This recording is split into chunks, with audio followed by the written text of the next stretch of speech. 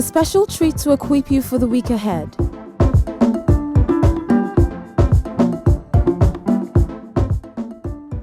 Weekend Deal, 6:30 a.m. to 9 a.m. every Saturday and Sunday. It's all about you. Weekend Deal.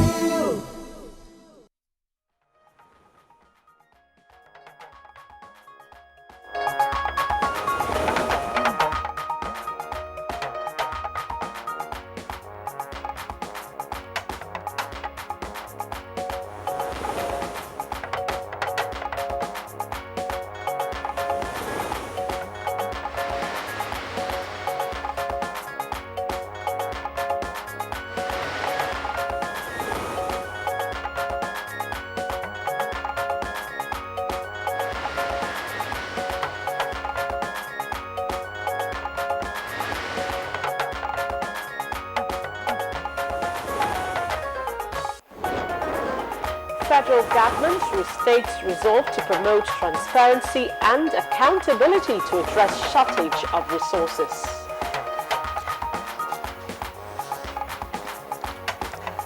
At 2016 Presidential Policy Dialogue, business community assured of improvement on Nigeria's Ease of Doing Business Index.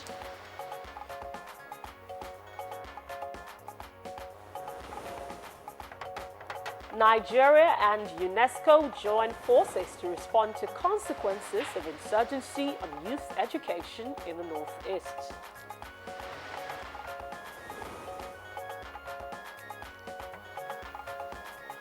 And on Good Morning Nigeria today, against the background of the ghost worker syndrome, we'll discuss accountability and transparency, the Kogi State example. We have. I quickly, thought of other ghosts like ghost workers, and of course, many, yes, turned them into a huge drain pipe through which government money has been flowing out. Well, Rhoda, if you let me, of course, indicate to our viewers to clearly understand the size or the magnitude of the drain pipe syndrome by reminding us that at least, billions of naira are said to pass through every year the pipe. And each month until recently, of course, the federal government took out tens of thousands of non-existent persons from its payroll. Oh yes, Kingsley, and it's good to know that just as ghost worker syndrome spread down to state and local governments, the weeding process has begun to spread. We have it on good authority that one of the states taking drastic action to re-ingest transparency and sanity into government's finance system is Kogi. Now, on assumption of office as governor of Kogi State, he sensed that there was a need to undertake some drastic house cleaning, as Rhoda has indicated. And he ordered, of course, that the cleaning should begin with the setting up of a screening committee, as it were, of workers. But unfortunately, or fortunately as well, he got a result that he didn't quite bargain for. Now, the committee that he set up discovered that the state government had been paying salaries to no fewer than 9,700 persons who did not, in actual fact, exist. The governor was shocked. And when he found his voice, he was quoted to have declared that the state was, quote, critically sick and cancerous, unquote. And Kingsley, I think it was really indeed commendable of the governor to arrange a public presentation of a preliminary report of that government investigation. I hear it was at that forum that the committee disclosed that over 9,700 ghost workers failed to appear before it for verification. Well, what is it that one would expect? It would be, of course, unimaginable if ghosts were suddenly to materialize at a screening exercise. I'm sure even the officials who were undertaking the screening might have been terrified by the presence of the ghosts. And they might, of course, have taken off. But quite clearly, the ghosts didn't appear because they do not exist. And I get your point, Kingsley, there would be serious confusion, I tell you. And you know that the humor in the ghost worker phenomenon is what makes it a very, very serious matter. Absolutely. At the same time.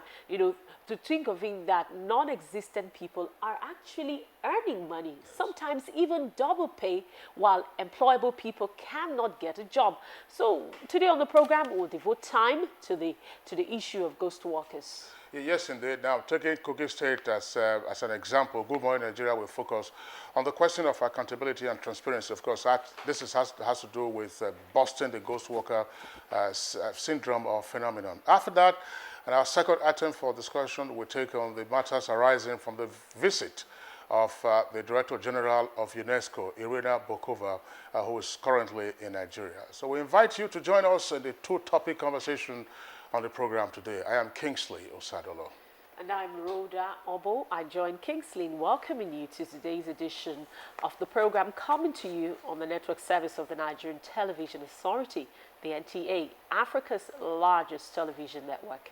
In the course of the program, we shall bring to you our companion segments as always.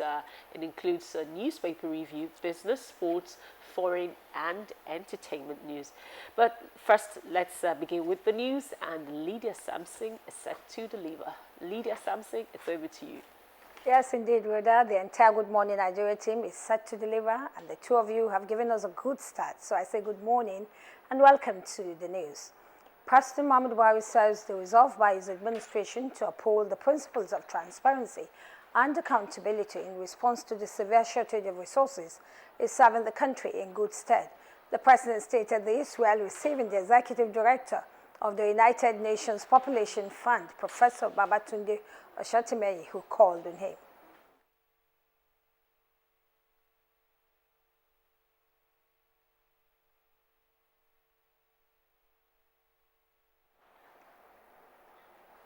Nigeria and the United Nations Educational, Scientific and Cultural Organization, UNESCO, have resolved to make concerted efforts towards enhancing youth education, culture of peace and safe school initiative. This is in response to the devastating consequence of terrorism and insurgency on the civil populace. State House correspondent Adamu Sambo reports that the Minister of Education, Adamu, and the Visiting Director General of UNESCO signed a joint communique at the end of the meeting at the State House.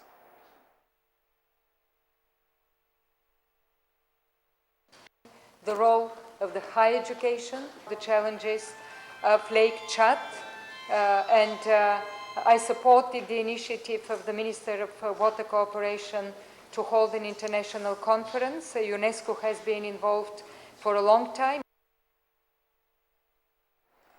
Vice President Yemi Osinbajo has assured the Nigerian business community of government's determination to tackle various bottlenecks impeding the ease of doing business in the country.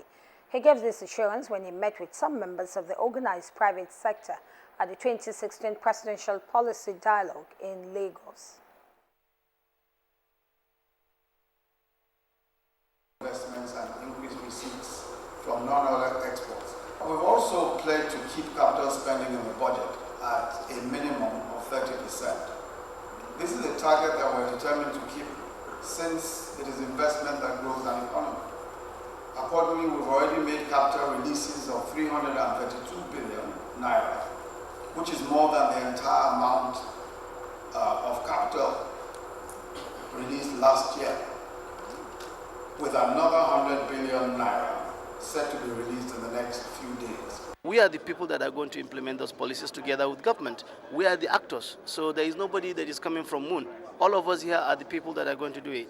I think the current administration should give you a bit more time. I mean, you cannot solve a problem that has been there in the last, in the last couple of years overnight. With 2 years of Nigeria celebrating a halt in polio virus transmission, the news of incidents of polio in 2 local government areas of Borno State, Jere and Goza, has come as a surprise.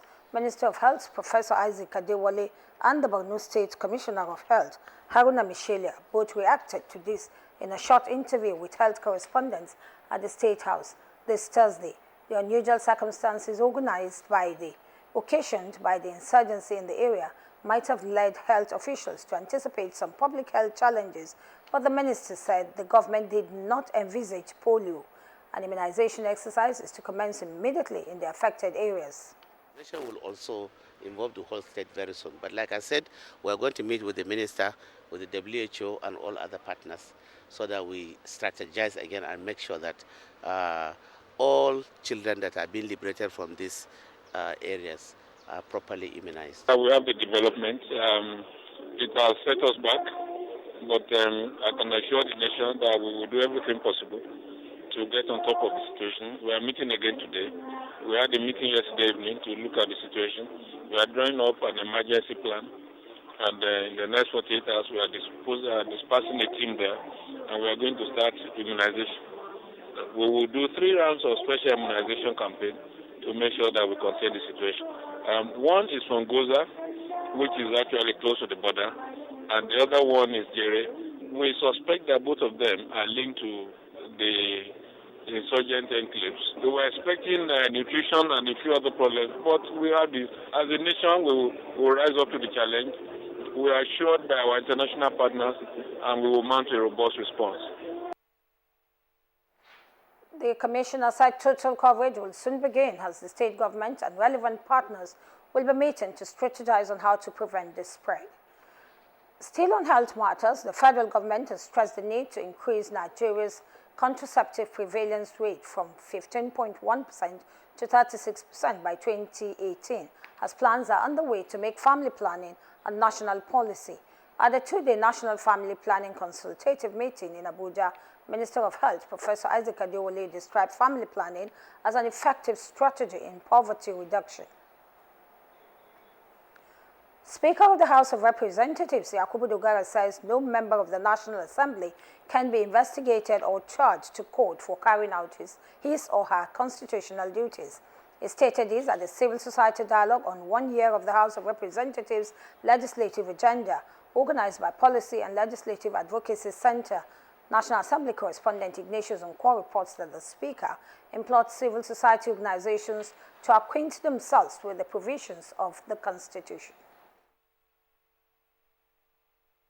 About the budget, the President preparing or causing to be prepared the annual expenditure, estimates of expenditure and revenue, which will be laid before each of the houses of the National Assembly.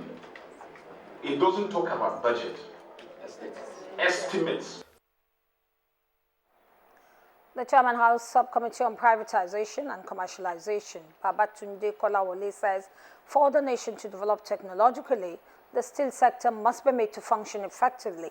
He stated this at the meeting with steel sector stakeholders on the signing of re-concession agreement of the National Iron Ore Mining Company between Global Infrastructure Nigeria Limited and Nigerian Iron Ore Mining Company, Itakwe. Look at the legality behind the concessioning of this very important sector. After the termination of the agreement, the GNL have been brought back again under concession, under what they call modified concession agreement. And coming to do this, they have now gone to hire 2 of my staff to work with them, to help them do what they call due diligence. They are right there at the site. And this is poaching. From 2006 till now, all the money they are owing us have not been paid. The People's Democratic Party has assured aspirants to the various elective offices of a level playing field at the party's national convention in Port Harcourt next week. The chairman of the party board of trustees, Senator Wali Jibril, gave the assurance at the major briefing in Abuja. That things are going in the best possible way of settlement. And the party is going to be revived. The party is going to be one entity without any problem that we used to be before.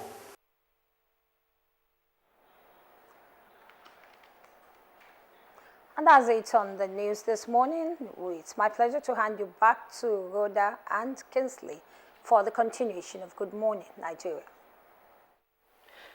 Many thanks, Lydia. Well, we'll take a break now, and when we return, we'll bring you up to date with some business news. Stay with us. If you hear a bomb explosion or gunshots of an active shooter, that might be a terror attack. At such times, always remember 3 action words: run, hide, report. Don't try to run towards the terror scene to save the situation, because there might be a second bomb blast or another attack. Run far away and take cover. Make sure you are safe first. Yes, it is in our nature to sympathize over the hurt, but remember, only trained personnel can help in such situations. When in a secured environment, promptly call relevant authorities and help will come. For anonymous reporting, call 09630-3250-5 or 0813-2222-106. If you see something, say something. Nigeria unite against terrorism. This message is brought to you by the Federal Ministry of Information and Culture. Hey, I just had a shower, but why do I still feel so hot and sweaty? Let me finish this and I will show you something surprising. Let's take a look. See, heat means sweat. Sweat brings germs. Dettol 100 times cool. It removes germs to leave you feeling clean, fresh, and 100 times cool. Beat the heat and germs with Dettol 100 times cool. Dettol, endorsed by the Nigerian Medical Association. Nigeria! Always pushing. I am running, but not for my life. I am a football field, not a battlefield. I am a mother, a father. I am 2 jobs. I am jumping, shooting, swimming toward a new world. I am not alone. There's something in your heart. I am a room full of friends. A crowd full of cheers. I am full of wonder. I am you. And together, we can change the world.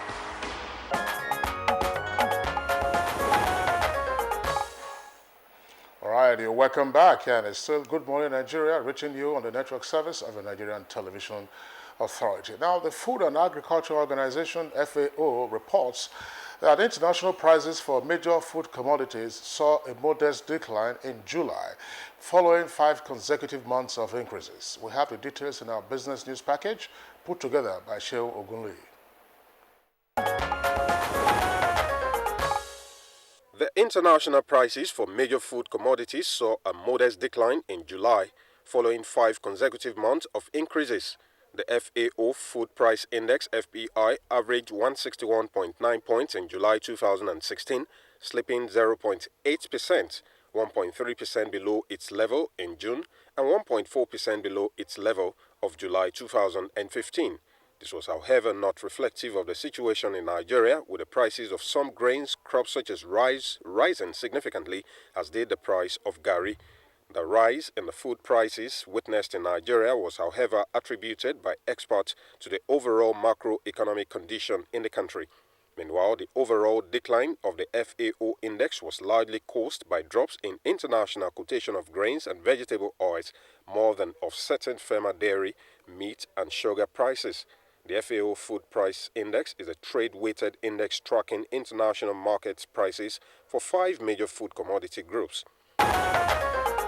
South Africa has overtaken Nigeria as Africa's biggest economy in dollar terms. Bloomberg reports that the change in status of both countries was attributed to the appreciation of the rand, South Africa's currency, and the devaluation of the Nigerian naira. Nigerian government, through its apex bank, Central Bank of Nigeria, recently introduced a flexible foreign exchange regime using the gross domestic product (GDP) at the end of 2015 published by the International Monetary Fund. Bloomberg reported that the size of South Africa's economy was $301 billion at the rand's current exchange rate, while Nigeria's GDP was put at $296 billion. The report stated that the rand has gained more than 16% against the US currency since the start of 2016, while in contrast, Nigeria's naira has lost more than a third of its value. Despite the statistics, both countries are still at the risk of recession, having contracted in the first quarter of the year. Nigeria's economy shrank by 0.4%, while South Africa's GDP contracted by 0.2%. Finally, on the business market, Ghana's annual consumer price inflation dropped 16.7% in July from 18.4% in June as the cedi currency stabilized and food prices fell at the start of the harvest season. The Statistics Office said the West African country has enjoyed general price stability this year compared to last year when water tariffs increased 15% and petroleum prices increased significantly. The Statistics Office said the inflation rate in transport also fell last month compared with the last year because prices of fuel were stable. Year on year, non-food inflation for July was 21.2%, down from 24.1% in June, while food inflation was unchanged at 8.6%. And that's the package on the business news for now. Thanks for watching. Sheil Guli there for us on business. Now let's quickly take a look at, of course, stories that made the front pages on most dailies this morning. Newspaper review is next.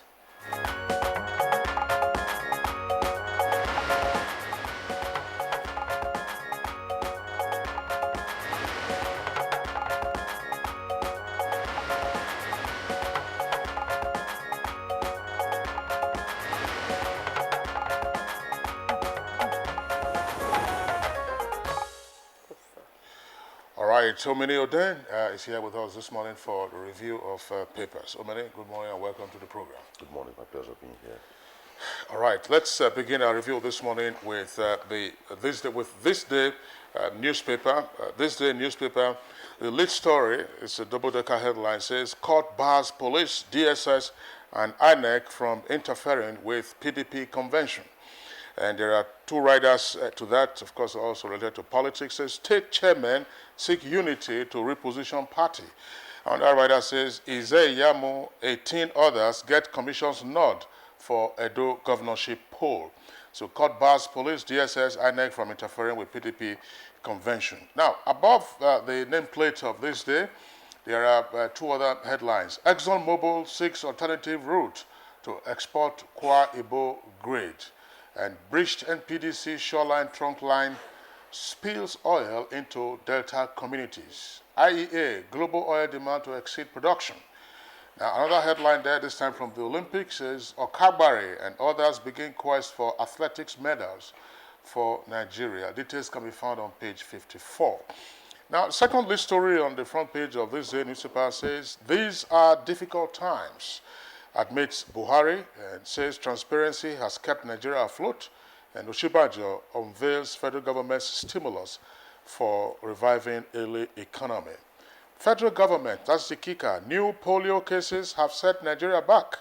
Details of that can be found on page 48. New polio cases discovered in Borno. Now, the photograph on the front page there shows Nobel laureate Professor Wole Soyinka and President Muhammadu Buhari during Wole Soyinka's visit to him at the State House in Abuja yesterday. And on the Daily Sun, just beside the masthead, Nigeria now a poor nation. That's how the Daily Sun captions it, and of course attributes that statement to President Muhammadu Buhari. But though on page 6, a rider below that says lawyers defer. The big story on the Sun, Dogara, I am not guilty. With riders, only lawmakers can appropriate, says Speaker. Also, APC rolls out sanctions as Jubril demands debate. And below the picture story, federal government confirms 2 cases of polio in Borno State. And also on page 13, flood ravages Kano following downpour. Free El Zaki protest rocks Zaria. Shiite rejects commission of inquiry. And below that, Abia North Rerun Tribunal set to deliver judgment. That's on page 10. Just beside the picture story there, there's another picture story on the Rio Olympics, Nigerian heroes. If you want to get more details of that, that's on page 47. Omeni Oden. The biggest news is the 2 cases of polio declared by the federal government in Goza and Jere in Borno State. You know, the World Health Organization was supposed to declare Nigeria polio-free by next year. Well, this is a setback because that may not take place from the available report. However, hope is not lost because the federal government has set up a national emergency response team that has been sent to the area for immediate polio vaccination campaign. And the World Health Organization and UNICEF are already on ground for a risk assessment on the extent of the spread. Hope is also not lost because Mr. President has said that, yes, agreed Nigeria might be on the low side, but because of transparency in the public governance process, some stability is about to be attained. And also, the Vice President yesterday at the 2016 Presidential Policy Dialogue put together by the Lagos Chamber of Commerce and Industry has said that the deregulation of the downstream sector has really brought about some gains in the sector and giving the hope that very soon there will be some stability as proactive steps are taken about the economy. I think those are the two major ones for now. And quickly, the visit of Wolso Inka to the presidency yesterday, when he came out, he was approached by newsmen. He first said, I didn't come for you, I came to see Mr. President. When they insisted on him, he said, well, we discussed global and national matters. Although there are reactions on why they will see him there, some persons are reacting why, and some are saying, yes, that shows that some steps have been taken by the current administration, and by so doing, some hope is there by what they are doing. So he believes there's hope somewhere. All right, let's return to our review of the headlines. The Punch newspaper, above its nameplate, we have three headlines there. Budget padding. EFCC, ICPC can't probe reps. That's according to Dogara. It has a rider, no sanctions for Speaker, and Jibrin says APC. Kano government bars pregnant women from Hajj. Details can be found on page 16. And on page 40, Orlando Owo taught me boxing, not music. This is according to KSA. KSA stands for King Sonny Ade, the Jew maestro. But of course, he's been boxing with his guitar and dance steps. Orlando Owo taught me boxing, not music. Now, two earpieces just beside the name flag. Buhari's former bodyguards weep and protest exclusion.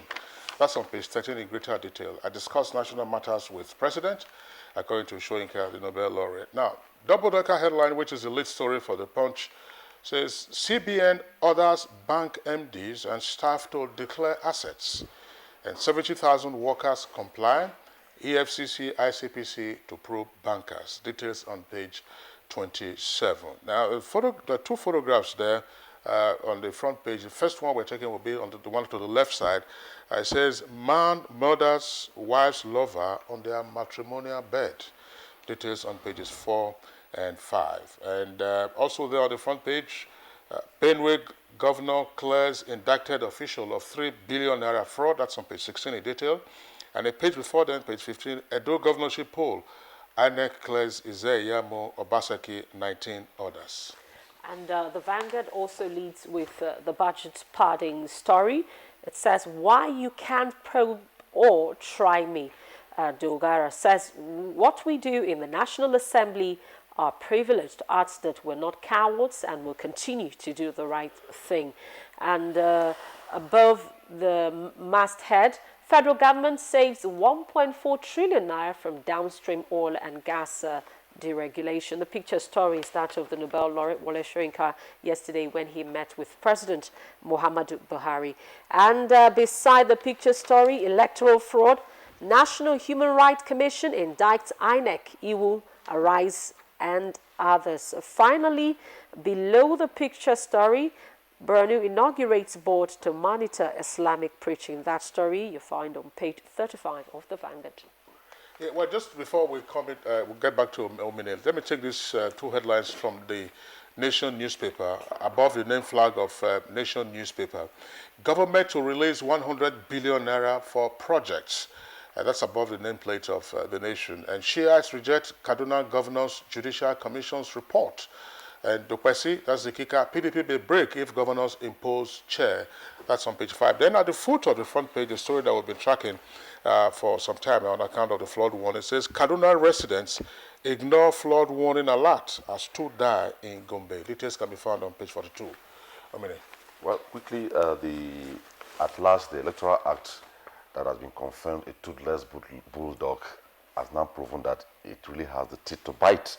118 indictments have been published by the National Human Rights Commission, 20 criminal, 49 criminal and administrative, 38 just administrative, 4 administrative and judicial, 3 professional, and 7 judicial, and 66 groups, including individuals and public figures, have been indicted, and there are plans to prosecute them. And quickly, to the group of persons numbering about 200 under the Buhari support group are complaining that after the campaigns and the elections won by Mr. President, they have been sidelined.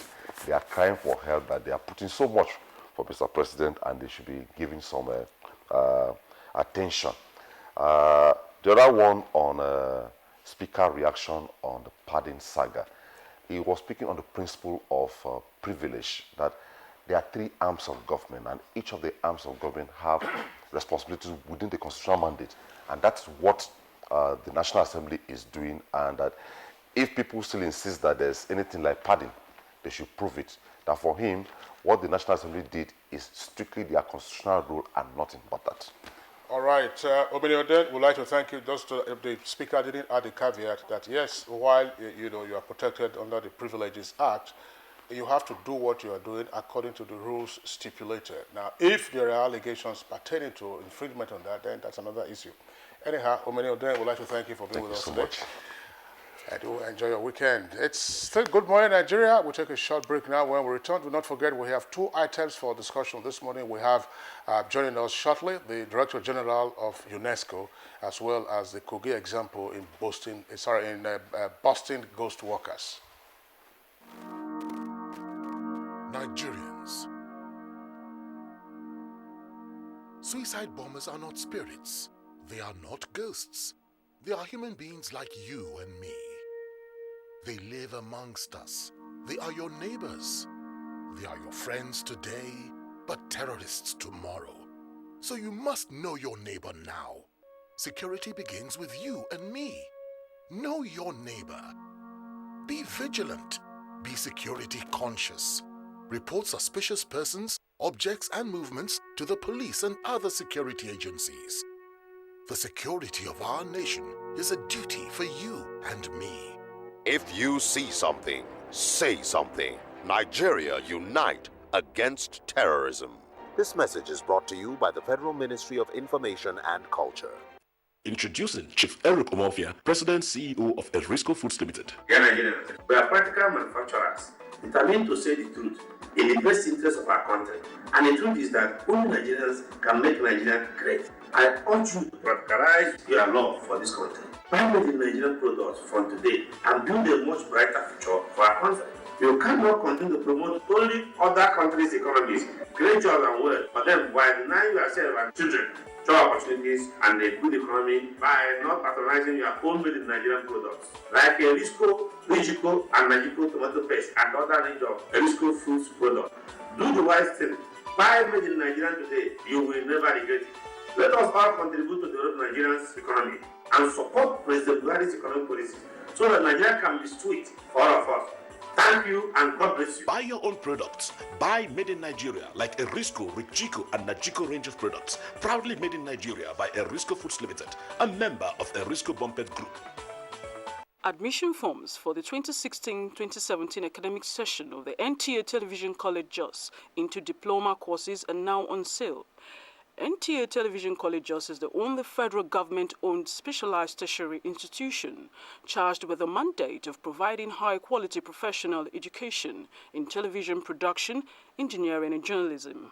It runs diploma courses in television production, television journalism, and television engineering. Applicants are required to have at least 5 credits in English language and mathematics at SSCE, NECO, or GCE-O levels.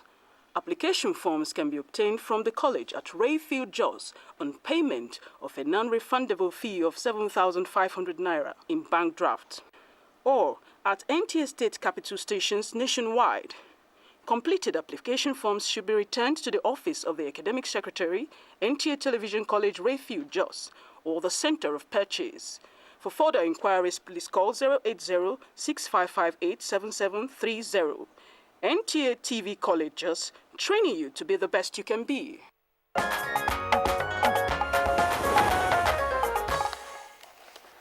Welcome back. In case you've just joined us, you're watching Good Morning Nigeria on the network service of the NTA. We're reaching you live from our Abuja studios. Our first topic for discussion this morning is what we'll be looking at, and the matter on the table is a 3-day visit of the Director General of the United Nations Educational and Scientific Cultural Organization, UNESCO, Irina Bokova. The importance of this visit is seen in the fact that President Muhammadu Buhari led 7 cabinet ministers to an interactive session with the visitor, and a joint communique was signed. Well, we'll seize the opportunity of the maiden visit of the UNESCO Director General to the Nigerian Television Authority, as well as her appearance on Good Morning Nigeria, to warmly welcome her. She's indeed the first woman to head UNESCO, the first also from the East Bloc, that's from East Europe. She's a Bulgarian by nationality. Ms. Irina Bokova, it's our pleasure to have you on Good Morning Nigeria. Good morning. The pleasure is mine. All right. Let's begin, by backing up a bit and then getting to know the immediate stimulus for your visit to Nigeria this time. The visit of Nigeria is my 3rd visit to this giant of Africa, as we call it.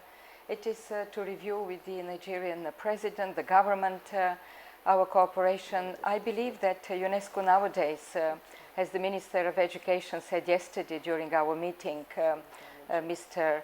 Adamo, that to some extent UNESCO holds the key to peace in the world through its appeal and ambition to massively invest in education, through the sciences, through the culture, the sustainable development, which is so much needed nowadays in the world, is very much our agenda.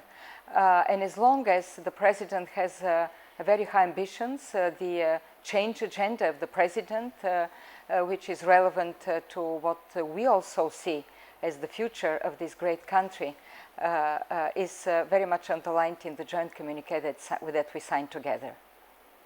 All right. That's, again, you've been in office since 2009, as you have indicated. This is your 3rd visit to Nigeria.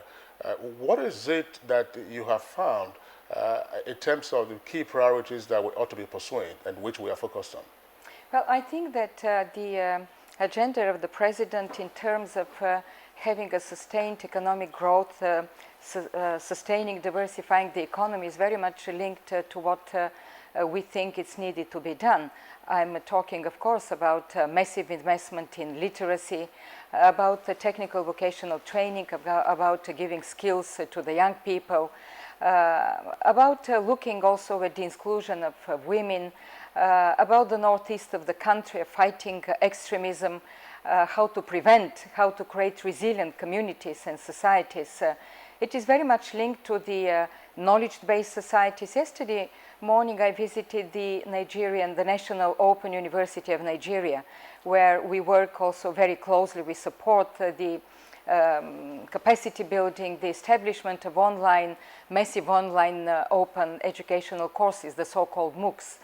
I was extremely impressed by the success of this university, by its passion, the passion of the faculty staff and everybody I met about education, about knowledge. I think this is the way to transform the country. And then, of course, it's the challenges of the climate change, the challenges of how to preserve the biodiversity. We were talking with the President yesterday about Lake Chad, which is another challenge. And as long as I'm coming to Nigeria after a long visit, a mission here, a trip to the Sahel countries. I started from Senegal, I moved then to Mali, to Chad, to Niger, and I came to Abuja. And I discussed these issues about Lake Chad, the livelihoods of the people, the necessity to look at it from the point of view of protecting on one side this incredible diversity, but also the livelihoods of people. And I think the idea that the Minister of Water Resources, we discussed yesterday also with him and the President, to have an international conference on the Lake Chad and to look from the point of view of the scientific contribution, the scientific solutions, but also the latest technological solutions to this extremely important problem, and the international cooperation around Lake Chad is something that resonates very deeply also with what we think. So I not only pledged the support for this initiative, but I suggested that we work together towards such an international conference and eventually finding some responses. You have just mentioned a lot of issues that came up during your communique with the president yesterday, and you said one of the priorities of the president was restoring peace and, of course, literacy to the Northeast. What should we expect from UNESCO in terms of salvaging education, the damage that has been done in terms of education, especially in the Northeast? I think the president has a very clear vision of what should be done. He spoke about the infrastructure. He spoke about safe schools. There is such an initiative that UNESCO strongly supports, the Safe Schools initiative. It is about creating a security environment, safe environment around children, particularly girls, for schoolings. On the other side, of course, when we speak about the destruction of infrastructure, it means also about teachers, about training of teachers, curriculum development, what is the content, how we spread also the culture of peace in the young minds of children, of boys and of girls, economic development in this region, social inclusion. We already have projects there that we implement. I think we have a very successful project on one side in literacy, revitalizing the youth and adult literacy, and the president pledged to massively invest and asked us to continue working together. On the other side, we also have partners like Procter & Gamble and some other private partners to particularly look at keeping girls in school and how we can involve more partners into educating young girls, because this is the way also to respond. The other issue that we discussed is the out-of-school children. There are more than 10 million out-of-school children in the country, and I know that the president is very much conscious and ambitious to end this. I was wondering, it's good that you mentioned the out-of-school children phenomenon. We've had the benefit of the chief executive of the National Bureau of Statistics coming here, and he's indicated that perhaps the figures have not been revised in recent years. Otherwise, what we've been hearing for the past 4, 5, if not more years, is that we have 10 million or so out-of-school children, which will lead me to the question. Your organization, UNESCO, has been involved in literacy programs, particularly in the northern part of the country. What is your impact assessment of your efforts if these figures still haven't climbed down? Well, I think, and statistics is very important indeed. Data is key. You have to have the correct data, the right data, in order to have the right solutions, to make the right policies and respond. And in the area of data, and we have discussed that with the Minister of Education, we at UNESCO, we have the Institute of Statistics in Canada that provides the majority, the basic data, the most credible data in education that is used by the World Bank, by the European Commission, by the United Nations, and we publish every year the global monitoring reports on education. And this is where we want also to accompany the government in creating the capacity for more statisticians, for more credible statistics. So this is one side, I would say, of our efforts. Good data, credible data, segregated data, data that is relevant, not just the big data. On the other side, I think also the demographic factor plays a role, and you have to not just catch up with the previous data, the previous situation. We just have to make predictions, have to make plans for the future. And I know that the president and the government has quite elaborate strategy in order to get these kids into school. We discussed that yesterday, creating infrastructure, training more teachers, investing more in education, finding more partners in the access, in the areas where out-of-school children are really the majority. And they have made some promises, that have made some pledges. And I don't have any reason not to believe that they're very sincere, very credible in the responsibility and the ambition that they have. And we are going to assist them into that. Now let's take a look at the 2030 development goal, the implementation. What the sustainable development goal? What should we expect in the near future? Well, I think we all, the United Nations, we have the member states have adopted a very ambitious agenda. I think the most important of this is the first time in the history of humanity, I would say, that all countries have agreed on a common agenda for the future that ranges from peace and security and good governance to the solving of issues like health and education, the water management and climate change. I think it is also the first time that we have a universal agenda for the rich and for the poor, for the North and for the South, and also supported by all the stakeholders. It is not just the governments that the governments pledged, but the involvement of the civil society, of the private sector, of the scientific community has been very strong during the elaboration of this agenda. And now the role, the responsibility of the United Nations as the universal global platform is to move with the governments and to, on one side, hold governments accountable, but it is up to the governments to establish their own national plans and strategies. I think it's a high ambition.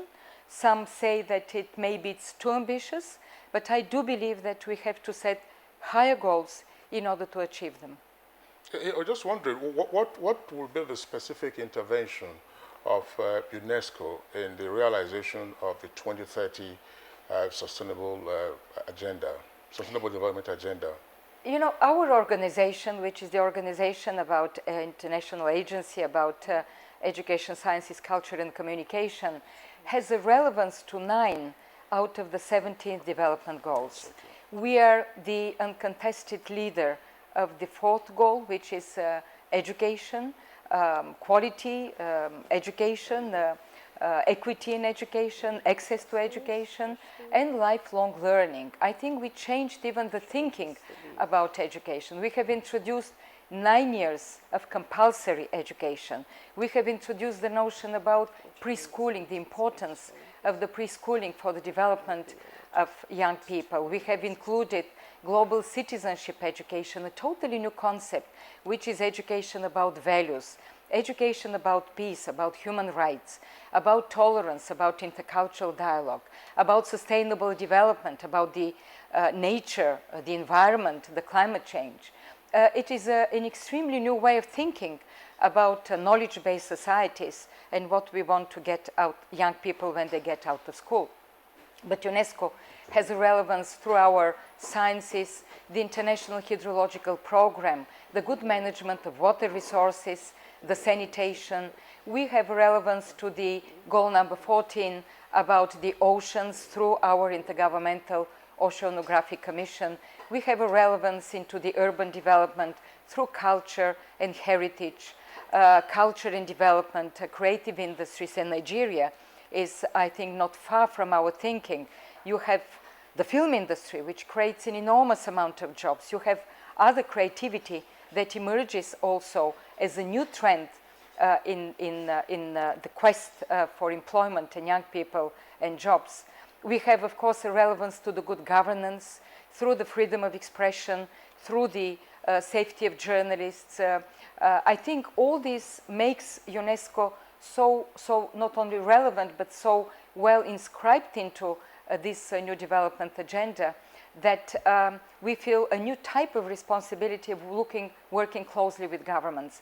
And that is why we have a long-standing of cooperation with Nigeria in practically all of these areas. But now is the time to see how we can accompany further and strengthen the new vision, the new agenda, change agenda of President Buhari. You just talked about some of the innovations that UNESCO is being involved in right now. Does that mean that there would be some adjustment to UNESCO programs in Nigeria? I think so. I think that based on our, I would say, success stories, we have to scale it up. We have to move forward.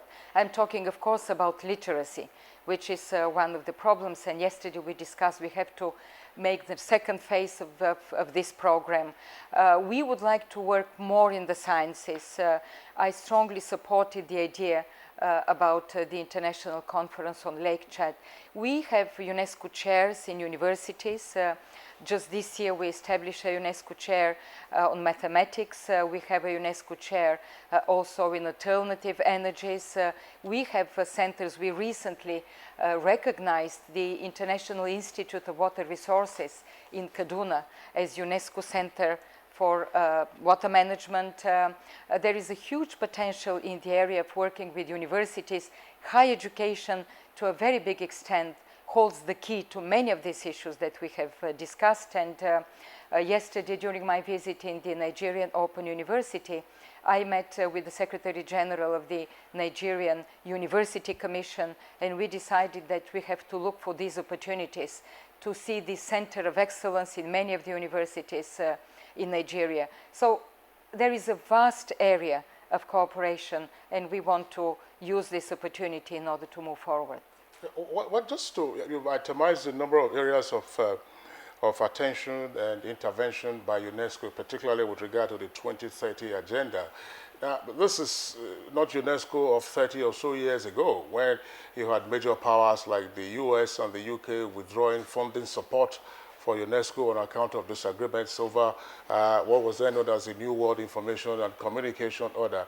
What is the level of funding that UNESCO has that will enable it to achieve these targets and goals? Well, you're right that we are moving on. The world moves, the world expects more from us.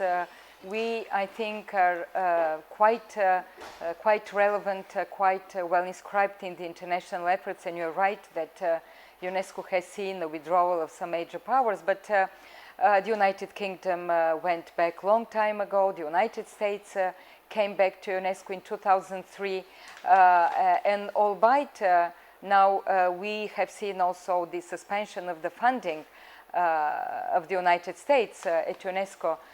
We have the best of relations with the administration of Obama. We work very closely with them on the fighting violent extremism through education. In fact, with the support of the United States, we organized the first conference of ministers of education on fighting violent extremism through of our competence.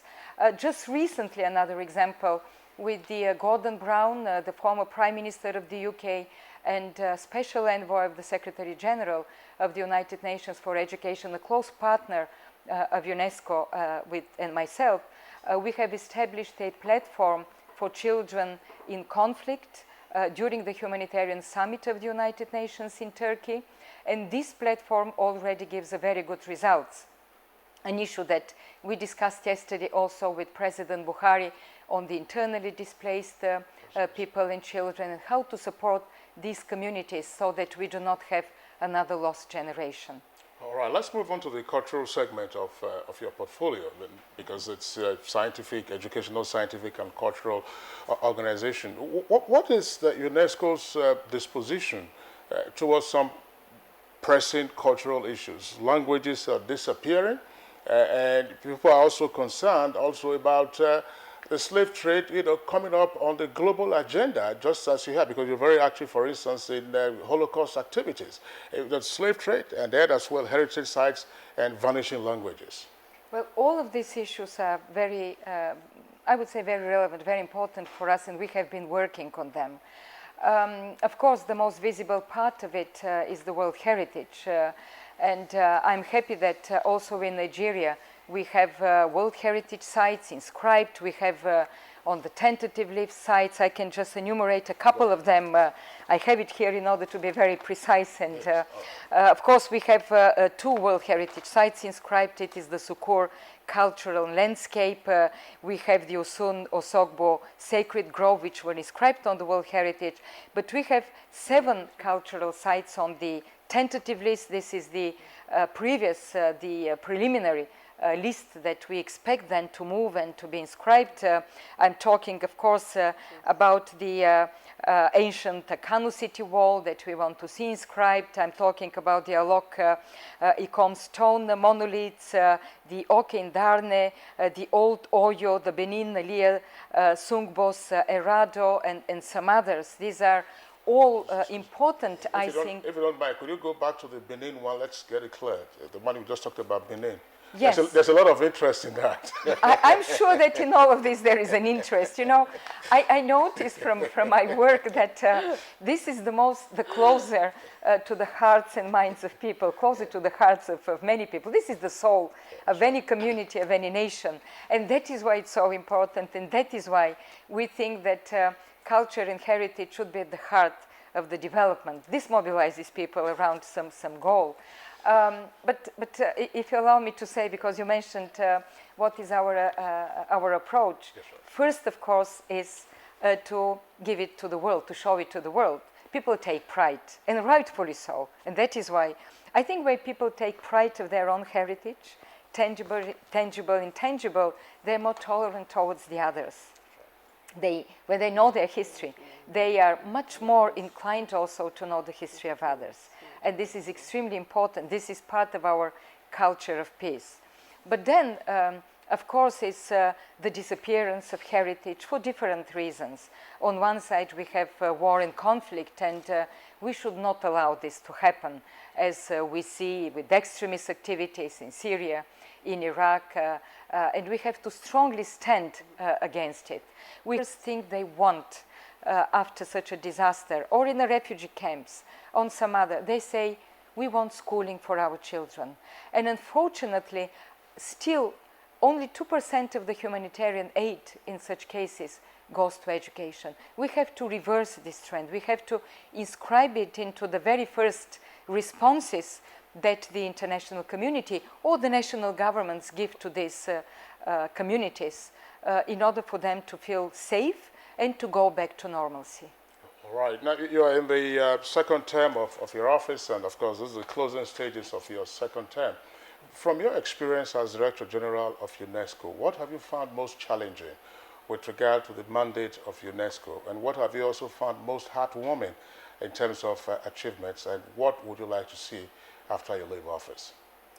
I think the most probably difficult of all is to convince governments and some of our stakeholders that the soft power, because I believe the UNESCO holds the key of the soft power of the United Nations, that it is so relevant nowadays in the world, taking from the huge opportunities that there are for young people in many places. I'm talking about new technologies. I'm talking about the need to use this soft power to prevent sometimes youth radicalization or extremism, and also to use all these opportunities for a positive change, for economic growth, for inclusiveness. I think we hold the key to the growing inequalities in the world, the inequalities sometimes between countries and regions and within the countries, which becomes a problem also for economic development, because inequality and poverty is not good investment. There is a single reason, neither for the private sector or for others, to maintain this situation. And on the other side, I think the creating resilient societies is one of the biggest challenges and one of the biggest responsibilities I believe that we have on behalf of the United Nations. And all this, once again, resonates deeply with what UNESCO stands for. So living together, creating resilient societies is the biggest challenge. And I think UNESCO plays a hugely important role. All right, on that note, we'd like to thank Irina Bokova, the Director General of UNESCO, that's United Nations Educational, Scientific and Cultural Organization. Thank you for appearing on Good Morning Nigeria. Thank you very much for the interest. Thank you. All right, we'll take a break now, and when we come back, our second topic for discussion, we'll be looking at that. This is a sheer exhibition of your primitive atavistic tendency. Any student who does not donate to my ministry will not be blessed by the ministry. A phenomenon that defies the norm. A comedy and social satire that touches all, bears all, and shakes you up like never before. Yeah, like after now you go say me they talk all is about the thing where they have for this one. Glow presents Professor John Bull, the biggest thing on your TV this season. Starring Kanayo Okanayo, Mercy Johnson, Queen Wokoye, Yomi Fash Lanso, Funky Malam, Ime Bishop, Bimbo Akintola, Oguz Baba, Bidemi Kosoko, Junior Pope MC for God, Stephen Odigwe, and a host of other mega stars. Within April 12th, there is a Yura. Intellectual pre-para. Professor John Bull, every Tuesday and Friday, 8:30 to 9 p.m. on NTA International, NTA Network, and Star Times. Over and out. The largest data network, Glow Unlimited. Helen! Would you like some water? It's cold, especially for you. Which era are you living in? We have a fridge. When everything else in your house is from the present, then why are your toilet cleaning methods from the past? Harpic, all-in-one for you. Compared to other toilet cleaners, Harpic removes top stains, kills all germs, and removes bad odors. For a shining clean and fresh toilet. Wow! You should also take the Harpic all-in-one challenge. We intend to radically change Newman Street. My company has a track record of converting slums into new cities. Many years of experience has taught us to fish out allies within the communities we want to transform. Don't listen to your husband. Listen to me. Give me a boy. And the two of you may never even have to work again.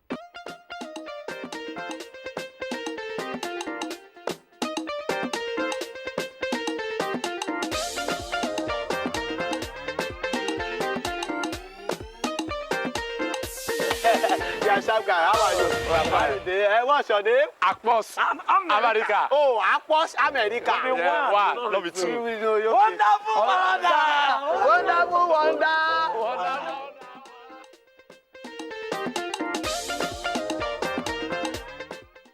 Wow, Fanta!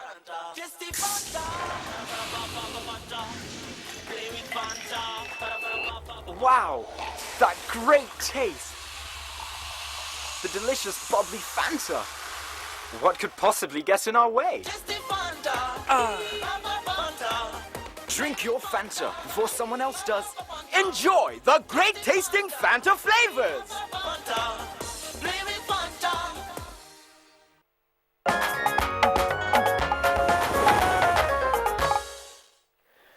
Welcome back.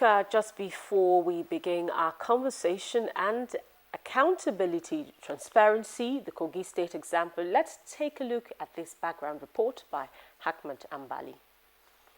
In other climes, the issue, ghost worker syndrome, would sound like an administrative horror movie. But in Nigeria, the phenomenon has defied the very essence of accountability and transparency, as ghost workers have been known to appear and disappear at will. The dwindling coffers of government, it appears, is the only sign that ghost workers existed, at least up until recently. But they are no longer spoken of in hushed tones.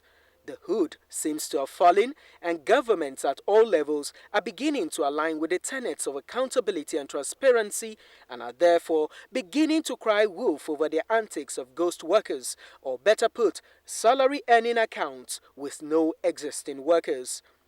2 weeks ago, the headlines from Sokoto State read 12,915 ghost workers discovered on government payroll. Before then, Nigeria's finance ministry had announced a successful weeding of nearly 24,000 workers from its payroll after an audit revealed those individuals did not exist. The move, it said, enabled a monthly saving of around 4.8 billion naira or $11.5 million, giving an idea of the quantum of economic loss over the years. Kogi State recently raised the alarm over ghost workers, but not after it had carried out checks and an electronic audit which revealed in the last 16 years the state had lost over 213 billion naira. Now it wants to shore up its resources and pay for services rendered by those it can see. Its strategy in curbing this trend comes under focus on Good Morning Nigeria as we examine accountability and transparency, the Kogi State example. All right, thank you very much there, Ahmed Ambali, for that background report. Now we have guests joining us in the Abuja studios to take on this subject matter. First, we'd like to welcome the Kogi State Commissioner for Finance and Economic Development, Ashiwaju Ashiru Idris. Ashiwaju Idris, it's our pleasure to have you on Good Morning Nigeria. Thank you very much. Pleasure to meet you. All right, we also have with us in the studio Professor Suleiman Sadiku. He's Deputy Vice Chancellor of the Federal University of Technology at MENA. Is of course, a stakeholder in Kogi State. Professor Sadiku, a pleasure to have you on Good Morning Nigeria. Thank you very much. Okay. Now, let's begin with the Commissioner for Finance and Economic Development. One of the first steps taken by the Governor of Kogi State was to set up a screening committee to ascertain the actual workforce, the strength of the workforce in Kogi State. Now, was it just a question of, say, listen, I want to slash the wage bill, or there was some other causative factor that prompted that approach? Thank you very much for this beautiful question. You know, governance is about improving the life of the people. And when you are to do it, you have to do it transparently. You know, when we came on board, we discovered that the wage bill was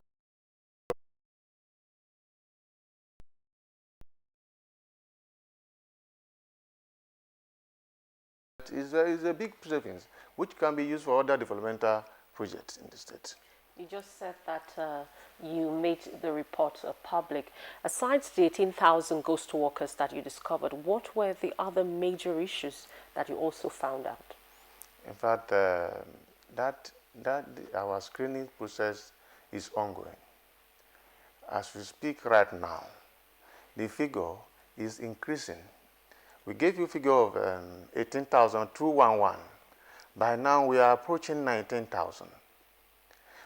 And we thank God, the Nigerian people, especially the people of Kogi State, now realize that the governor, Alhaji Ayabilu, is there to help the state. People on their own now, they will come out to tell you that this man is a ghost worker. This man is working in Kano. This is a diaspora worker. This is Abuja-based Jagba East worker.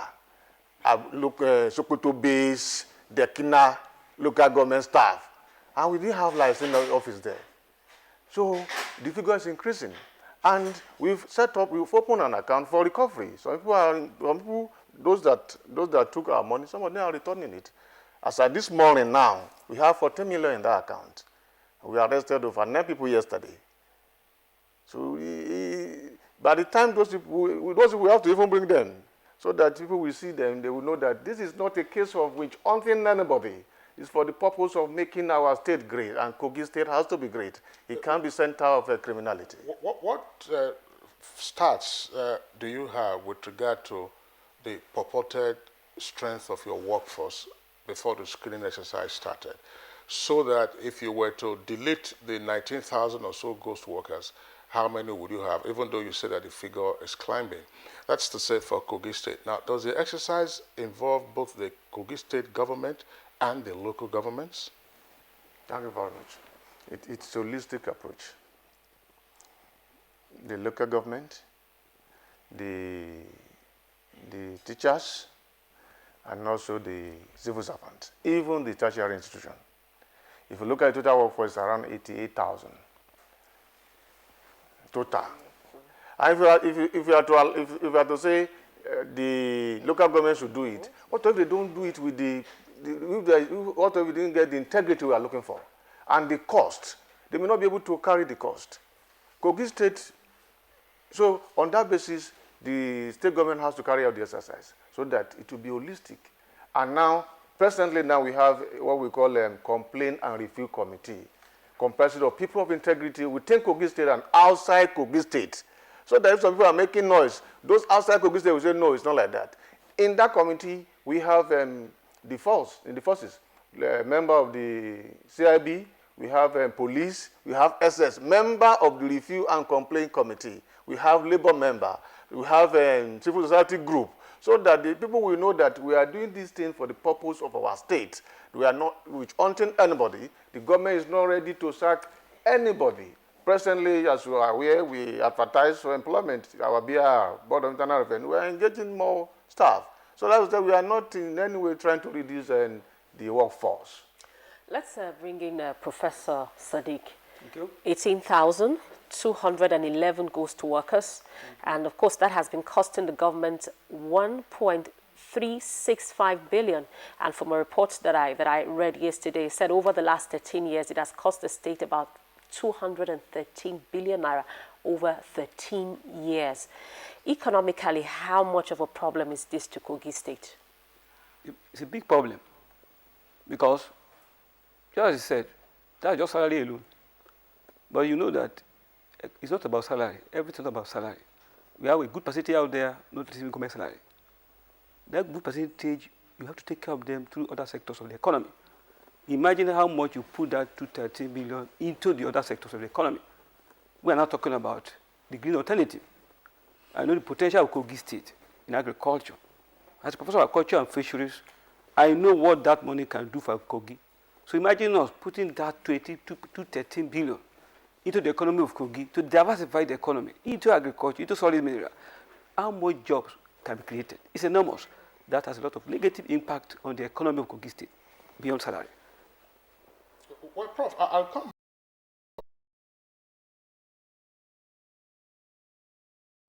We have to cajole them. That's what is. They told us that the cost. How can they get money to make statements? We have to tell them that we are going to bear the cost as a state. From that statement, if you review the statement, you will now discover that a particular staff for the past 10 years has been withdrawing salary from maybe Sokoto, Lagos. What? If you are working in Kogi State, at least one day, you use one of our ATM. So this is one category. That's why we call them diaspora workers. It's a name we give them. And the diaspora worker, they can't come here. They can't come to complain. Complain for what? They can't come. Even during the screening, you see our state bubbling. The economic activity improve because they know we are going to do screening exercise. You just said that is just one aspect. I still have. Yeah, what are the other aspects? Okay. You see, apart from the diaspora ghosts, you said? Apart from the diaspora ghosts, okay. You discover there are some people, they are not actually ghosts, but they are ghosts when they begin to carry salary of 10, 20 people in a single account. Thank God for the BVA integration we embark on. With the BVA integration, we are able to see one single person receiving 20 accounts, 20 salary. And that is, even without even doing that, some people, when you look at them, you will know that this person is living above his means. When you know you are a civil servant and you have a lot of investment. But thank God for this. And that's why I told you that we open recovery account. Recovery is for the purpose of those that willingly agree that they have stolen money from Kogi State. And as at this morning, we have 14 million in that account. That is that aspect. What of age falsification? You will, in the system, as of yesterday, there was a man born 1939. He's still working in Kogi State. 1939. 1939. You will see some staff, some of our staff, employed before the creation of Kogi State. They were employed in advance, as if they know that there is going to be Kogi State. And they have employment letter. You see, if Kogi State, the problem is so enormous. It's a confluence of challenges. It's a confluence of challenges and it's a confluence of opportunity. So that opportunity, that's why we are there now. What Kogi State is a big state that, with Kogi State alone, if we harness the opportunity in Kogi State, Nigeria will not be where we are today. Don't forget we have Ajakuta, we have Nyomko, we have Dangote, a lot of other companies. It's fast land for agriculture. I'd like you to address this issue because you said that when you first of all asked people to bring their 2-year pay slip, their labor had issues with it. There have been allegations that labor was excluded from the committee that was set up from the screening. How true is this? And if it is, why? You know, people will say a lot of things. Labour constituted 60% of the screening committee. And, you know, they knew where we were going. So when we are setting up this committee, the members, we were doing it for the purpose of what? Carrying everybody along, not knowing that they have their own plan. To they said that they fought the system, that they don't want the man that had the screening committee initially, that the one is too strong, the man will not allow them to. It's okay, no problem. We will do what we want, because our governor is a governor that listens and he knows where he's going. He allowed them. Give me a new person. So that was why they brought up Dr. Agbaji. And at the end of the day, we have a problem. So, in essence, Labour considered the largest percentage. When it was time for them to sign, the last day, time for them to sign, they refused to sign. Why? Why are you not signing? When you people started this, and now the report is ready, sign, you say no. And you are the one that you gave us the person that was heading it. So you say you don't want the first person. This is your person. So they have to say that, because it will meet them. You know, they need those people too, so that they can come back as a Labour leader. So they have to claim, they have to do that, thinking that thing will not work. And we're already implementing it. All right. Asiwaju Idris, we'll come back to you. Let's get back to Professor Suleiman Sadiku, Deputy Vice Chancellor. Of course, you're also involved in administration. You manage a department, you know. And you know have the challenges that are also there in the university system. Let's try to relate that to the governance at Kogi. Please. The Commissioner has indicated to us the various modalities for perpetrating the ghost worker syndrome or the ghost worker phenomenon. He's talked about them, but what guarantee is there that, look, the approach they have adopted now, or they are adopting now, is sustainable? Is there a risk of a relapse? In other words, how do we ensure that if you truly bust the diaspora ghosts, they are busted for all times? If you bust those who have falsified their age, they are busted for all times. Is this a sustainable way to go about it? Thank you very much. It's good to start from somewhere. We know very well that criminality grows with people. As we try to catch them with a method, even in the university system, people cheat in exams. When they use one method to cheat today, and try to catch them with the method, they will change to another method. But what we do is to live above criminals. I think with this method that Kogi State has put in place, we are doing what we call forensic audit, which is scientific, as the Commissioner said. If criminals tomorrow want to go whichever method, Kogi State will rise up to the challenge through continuous improvement on the methodology of tracking the ghost workers. But to tell you that it will be over once and for all, it can never be over. We are all living witnesses to what's happening around the world. Criminality grows anywhere. What is important is that you go above the criminals, and that's what Kogi State government is out to do. We were doing analog auditing before, paper read, all these things. We knew this. But when we discovered that somebody will come, as he said, the diaspora worker will definitely be phone connected by any means to come down when it is a paper read day. I will be there, will collect salary and go away. But when you now talk of forensic audit, BVM, whether if you collect a Kano and you collect a Kogi and collect a Sokoto, BVM will link everything together and will be fished out. That is going above the criminals. That's what Kogi State government is doing. All right. Let's again return to the Honorable Commissioner for Finance and Economic Development. There was also the allegation in all of this that state workers are being compelled to open their accounts and therefore maintain accounts with specified institutions. Why is this so? Assume it is so. Thank you very much. You know, as a banker, that's what we call KYC. Meaning know your customer. We also have what we call KYCB, not just know your customer, know your customer business. If the bank that have been doing this work, you just see alert. You check the customer balance sheet, 1, 2, 3, 4, 5. You as a banker, you're happy, my DD is increasing. But if you really want to help the state, you're supposed to now meet either the Commissioner of Finance or anybody in government that this person is my customer in this bank, but is collecting salary 5, 10, 20. I have checked his salary. You have checked his account. On monthly basis, I'm seeing 5 million, 10 million. You are not doing that. So when we came on board and we were able to select 2 banks,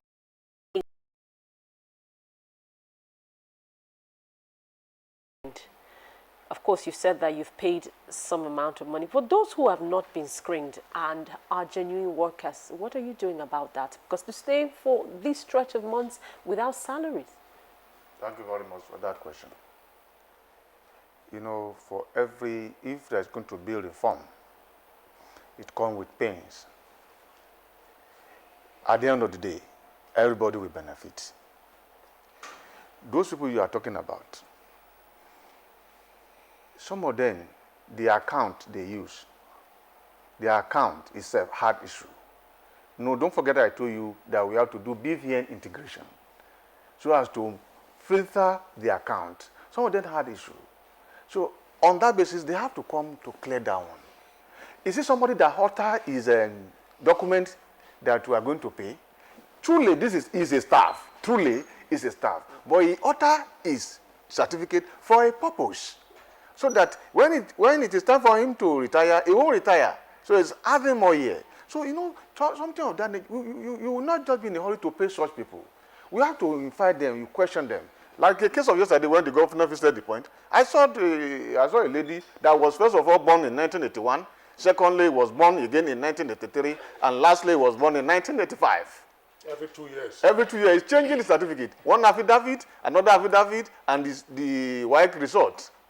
So, yes, he's a genuine worker, but he is falsifying result. So he's a fraudster who must not be in the system because it will affect others. If everybody begin to change files, another thing that is very serious. You see, most of these staff, they have their personal file with them. Secret and open. It's with them. So they alter it anytime they like. It's not supposed to be so. Let's get to Professor Sadiq.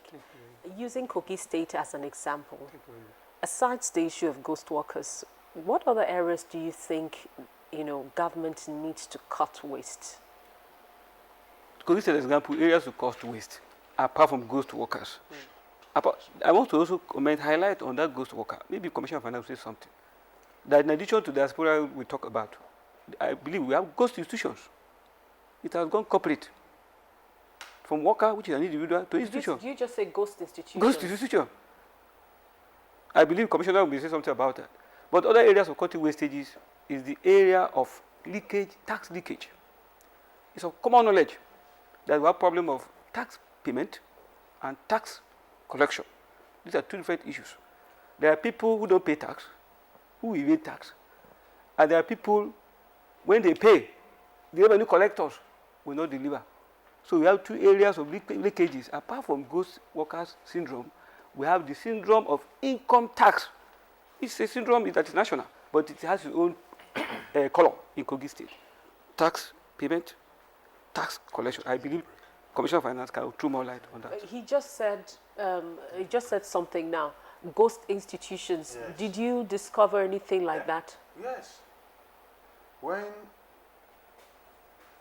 Because you have planned to defraud the state, you now create fake schools, fake health center, and the fake health center, the fake institution also has fake staff with caliber of people with high senior staff, level 14, level 14, level 15, so that the money will also be very big. They are killing Kogi State. All right, there are a lot of it, but thank God with what the scientific approach we use, that can never happen again. All right, Honorable Commissioner and Professor, we have a number of reactions already from our viewers, and we are taking those tweets that have come in now from the viewers, taking advantage of the Twitter handle. You can see there on the screen at NTA GMN, or Shaloto Ilesome tweets. We cannot call the process transparent, that's the process of what the Kogi State is doing, until the alleged ghost names are made public. And then Clementina G. Umochuno says, there are many genuine workers who have not been paid for 8 months. When is government going to pay them? Marcel tweets, busting ghost workers and sparing those complicit in the crime is a joke. We haven't really seen heads rolling. Ibrahim Tudu says ghost worker syndrome is unholy conspiracy and, of course, a collusion between finance, audit, and heads of organization. So is a resistant evil. All right, so let's return to the commissioner. I mean, some of the issues that have been raised here. When will you make the names public? And when will the heads begin to roll? I mean, it's prosecution. If somebody's been found complicit, as the tweet is saying, when will prosecution start? The first thing is if you have busted some 19,000, you said now, when will the names be made public? Thank you very much. Thank God we have a complaint and review committee headed by people of integrity. At the end of that exercise, it's going to be made public. Already, each MDAs, all the MDAs, the schools, AGAs, we have sent to them the list. So with that, it's already transparent.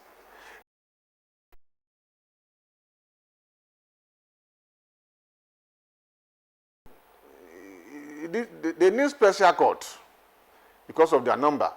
Let me tell you, over 9,000, even 9,307 or so refused to, they were not able to come forward to face the screening committee because they were ghosts. You know, ordinarily ghosts is not even supposed to come out, as the name implies. So they cannot face the screening committee because the screening committee, we went out with screening committee of people of integrity, soldiers, forces, all of them, follow them so that they will not attack them. You know this, not the ghost. The ghost can send a living being to attack the process. They did that. They demonstrated when the result was about to be published. Demonstrated in the West, in the East. This, we know their plan. They were thinking the governor will budge and stop it. No. The governor went ahead with the process. Professor Sadiku, I mean, some of the terms that we are using, of course, it's so hilarious to contemplate this. But as my colleague Rhoda asked earlier, it is when you're making light of a matter that you actually get to the seriousness of it. What is your take on precisely what's been going on? Kogi State may very well be a template of what happens as the federal government has busted its own tens of thousands of workers. How do we begin to put an end to all of this? To say, look, no more. To say, look, this is bad business now. The ghost syndrome is dead. That is our vision. Let the ghost syndrome be dead. But it takes time to get there. The journey of 1,000 miles will start with the first step. And that what we have just done.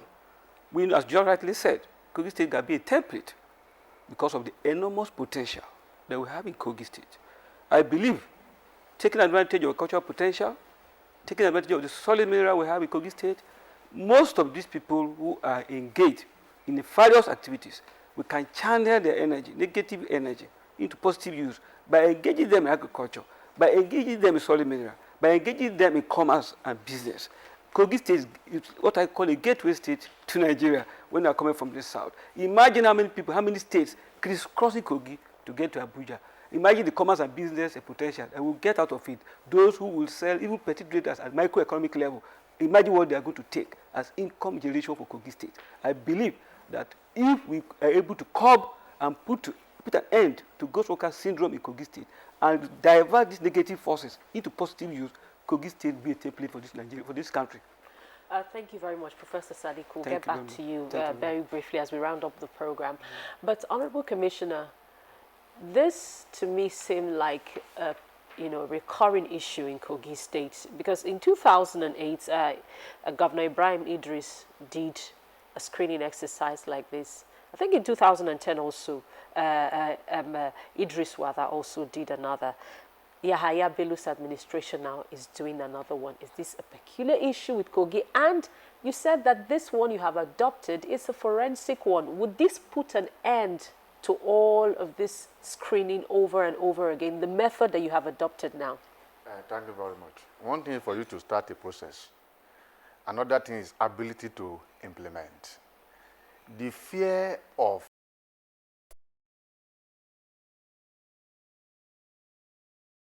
and Kogi is no exception. are you not likely to face the political pressure to say, now, since we know that we have exercised some 20,000 or so ghost workers, now employ real human beings to fill in those spaces? Thank you very much. You know, even after that, after the exercise, you discover that, like in my office now, I have people, they are staff, but they don't have schedule. How do you sit down? That one is another ghost. But you can, it's a staff, but it's not doing anything. It's supposed to come to the office, talk story, close. At the end of the day, collect salary. It's another thing. So, but thank God we have a governor that has vision. But I hope you know that it's an infraction of the Labor Act for you to employ somebody and not give him work to do. That is what we met on ground. And if you now say go, they say, hey, governor is sacking again. We can't sack. We have to bear it like that until when we reform the whole thing. Thank God we are about coming up with our Kogi State Government House Farm. It's about 20,000 hectares. And we are going to do commercial farming.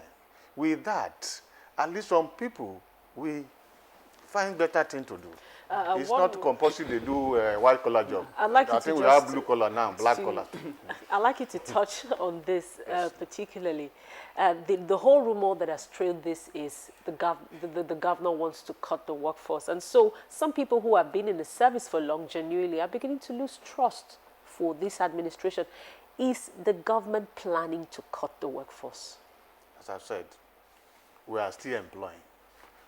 We advertise to fill up vacancy in Board of Internal Revenue.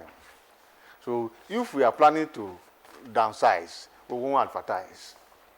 There's no plan to sack anybody, but we have plan to remove the ghosts. We have plan to remove those who are not supposed to be on the payroll. Those are supposed to, some people already, they are staff of Kogi State, but they enter with wrong certificate, using the certificate of your father. And I believe certificate is not transferable. Some will use the certificate of their junior sister. It's not transferable. You can't transfer certificate. So by the time we remove all those ones, are you now saying Governor Yaevilo is sacking? He's doing the right thing. We have them plenty. Yeah, let's just to get your last comments before we call it a day in this segment of our conversation. Both yourself and Professor talked about ghost institutions. It must be a wonder, but it's probably the first time I'm hearing about ghost institution. How does that work? It means that if you have a ghost institution, the ghost institution will be entitled, to budgetary claims. You have them in the budget. So how did all of that come about, and what are you doing about it? And also take along with it what one of our viewers said, that these things are perpetrated with heads of departments or heads of, other MDAs. So how are you going to tackle this? Because it can't be done alone, if it is an institution. Thank you very much that you said this, that it can't be done alone. It's a work that all of us has to do, and there is need for them the orientation. That is why there is need for training. Let people know the importance of as a civil servant, what you are supposed to do to develop the state. It is your work. You are not there to defraud the state. If not, right from budgeting, they plan for it. They have overhead, they have salary, and at the end of the day, somebody will collect it. How are they collecting it? That is the process. And again, look at the payee you mentioned. Those ghosts, they also have payee. They will pay tax. The ghosts too will pay tax. But how are they going to get their money? They will raise check. They will now raise check. Payee. Payee is supposed to go directly into Board of Internal Revenue account. It's not something you raise check for. They will now raise check, go to the bank, and collect the money.